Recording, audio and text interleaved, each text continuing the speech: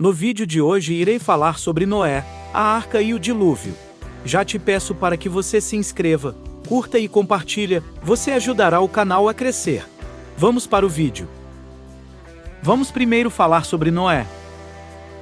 Noé é o último dos patriarcas antediluvianos. Ele foi chamado de Noa, do hebraico, por seu pai Lameque, porque iria confortar, hebraico, Naum, a mesma raiz de Noé, a humanidade sobrevivendo a um dilúvio universal e, assim, tornar-se a figura principal no início de uma nova era da história humana.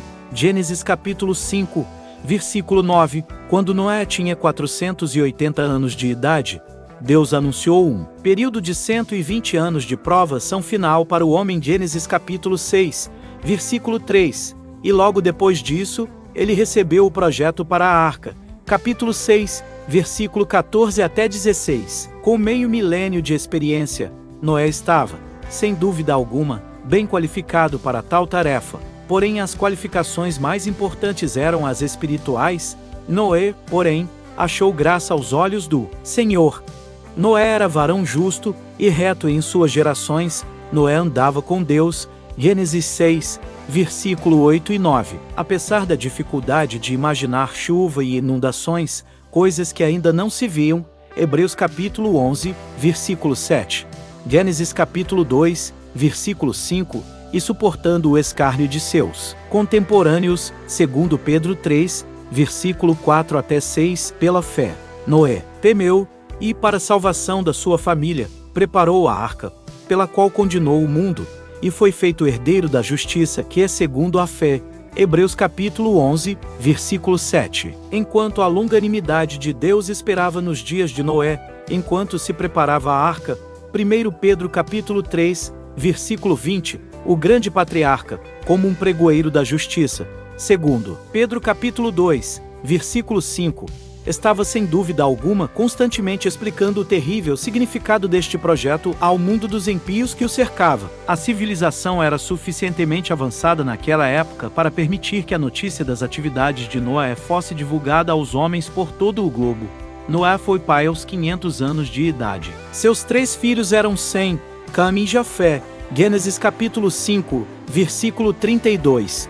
Sem era provavelmente o mais novo, tendo nascido quando Noé tinha 503 anos, tendo armazenado na arca toda a comida que se Cam, capítulo 6, versículo 21, Noé entrou na arca, no segundo mês de seus 600 anos de vida. Deus não só levou os animais para a arca, capítulo 7, versículo 9 e 15, e fechou a porta pelo lado de fora, capítulo 7, versículo 16. Mas também proveu a subsistência de todas as suas necessidades. Durante todo o período do dilúvio, o que é sugerido pela expressão, Deus lembrou-se de Noé, de todos os animais e de todo o gado, que estavam com ele na arca. Capítulo 8, versículo 1. Depois de um ano, por meio de pássaros soltos em intervalos regulares, Noé discernia a condição das áreas de terra recém-expostas. Após o dilúvio, Noé ofereceu sobre um altar sacrifícios de animais limpos, deixando alguns pares para reprodução, como um sacrifício especial de ação de graças a Deus. Capítulo 7,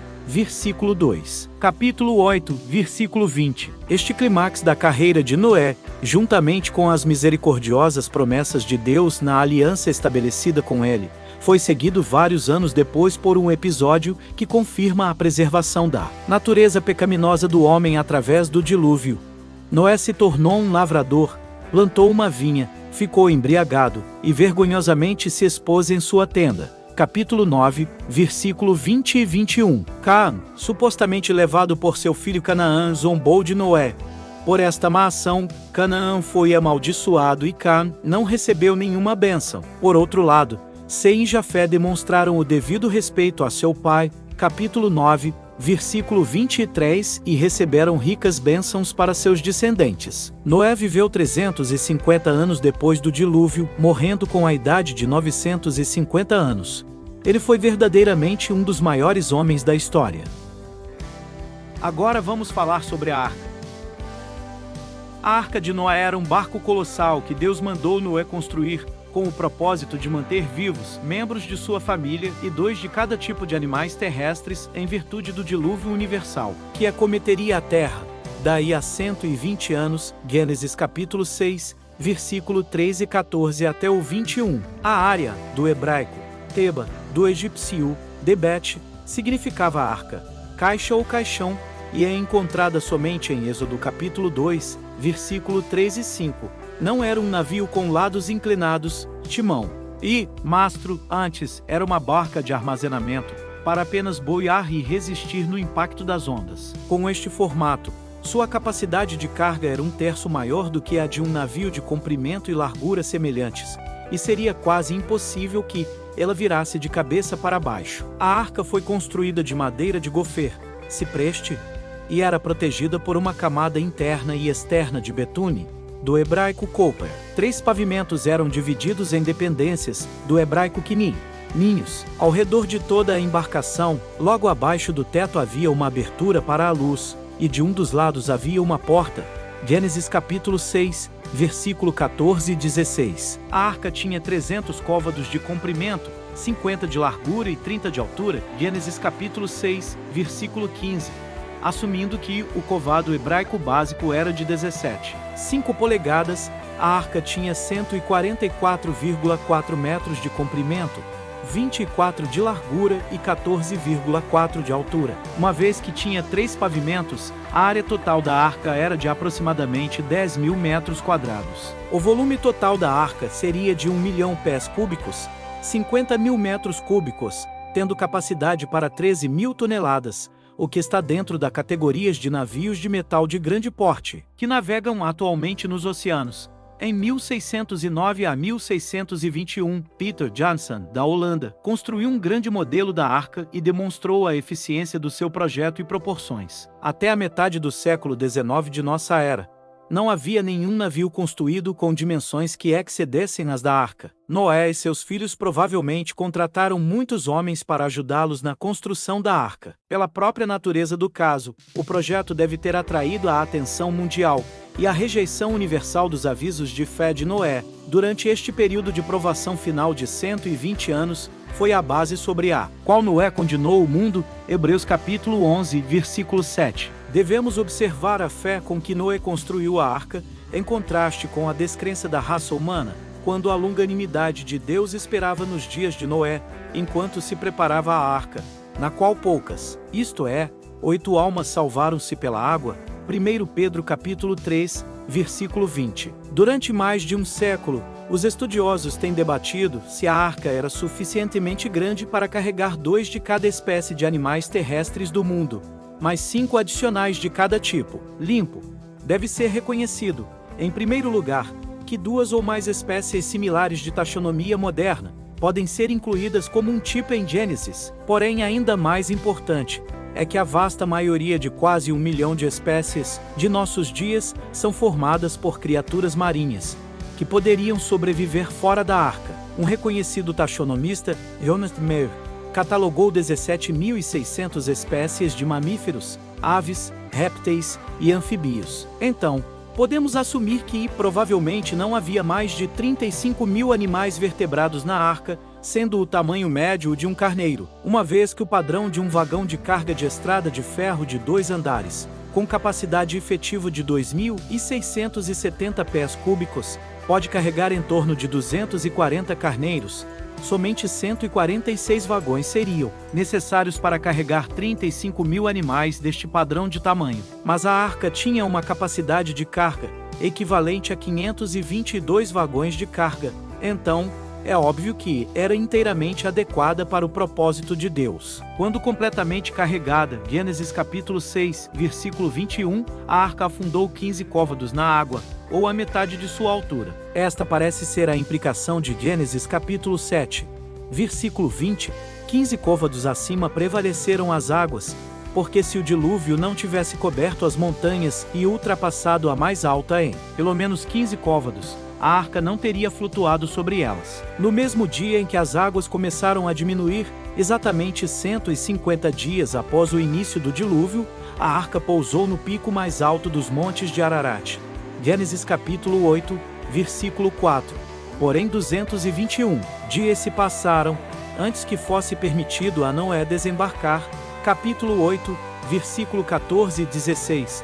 As escrituras não falam a respeito da história subsequente da arca. Apesar dos rumores ao contrário, é duvidoso que seus vestígios ainda venham a ser descobertos. Para os cristãos é suficiente o testemunho da palavra de Deus, de que tal estrutura uma vez tenha existido, e que por mais de um ano tenha servido como o único refúgio da raça humana e o local de sobrevivência dos animais terrestres durante um cataclisma universal.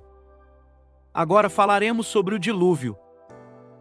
O dilúvio de Noé, ou inundação, foi um golpe único, o maior já desferido por um Deus santo, contra esta terra e seus habitantes. Foi provocado pela apostasia e corrupção universal do homem, de quem está escrito: toda a imaginação dos pensamentos de seu coração era soma continuamente. Gênesis capítulo 6, versículo 5.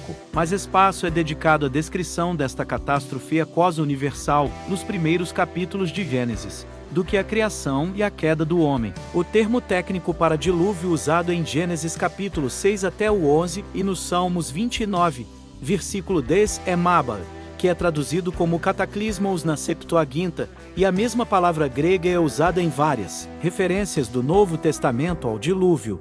Mateus capítulo 24, versículo 38 e 39, Lucas capítulo 17, versículo 27, 2 Pedro capítulo 2, versículo 5. Também há referências ao dilúvio em Salmos 104, versículos 6 e 9, Isaías capítulo 54, versículo 9, Hebreus capítulo 11, versículo 7, 1 Pedro capítulo 3, versículo 20, 2 Pedro capítulo 3, versículo 3 até o 7, e possivelmente em Jó capítulo 12, versículo 15. Quando o dilúvio começou, apenas 40 dias foram necessários para que as águas atingissem o seu nível máximo, que foi mantido por mais 110 dias. Gênesis capítulo 7, versículo 24. A arca fisou-se no topo do pico mais alto, nas montanhas do Ararat, e em 74 dias os topos das montanhas foram avistados. Gênesis capítulo 8, versículo 5. 40 dias depois, Noé enviou o corvo, e então a pomba 3 vezes com intervalos de 7 dias. A cobertura da arca foi removida 29 dias depois disso, e um período final de 57 dias transcorreu antes que a terra estivesse suficientemente seca para o desembarque. Gênesis capítulo 8, versículo 14. Dessa forma, o período total do dilúvio foi de 371 dias. Uma extraordinária quantidade de evidências bíblicas está disponível para determinar a extensão geográfica do dilúvio. É primeiramente a esta evidência, ao invés das teorias dos cientistas modernos, que os estudantes cristãos devem prestar atenção para chegar à resposta correta para esta questão altamente controversa. Um dilúvio universal que atingiu uma profundidade suficiente para cobrir as montanhas dentro de 6 semanas, manteve este nível por 16 semanas, e baixou em recém-formadas bacias oceânicas em 31 semanas adicionais. Deve necessariamente ter realizado um grande trabalho geológico na crosta terrestre. Em primeiro lugar, a erosão e a ressedimentação devem ter ocorrido em uma escala gigantesca. A rápida elevação do nível da água, em 40 dias, teria criado grandes correntes que carregaram sedimentos. As Escrituras declaram especificamente que as águas escoar-se-iam continuamente de sobre a terra.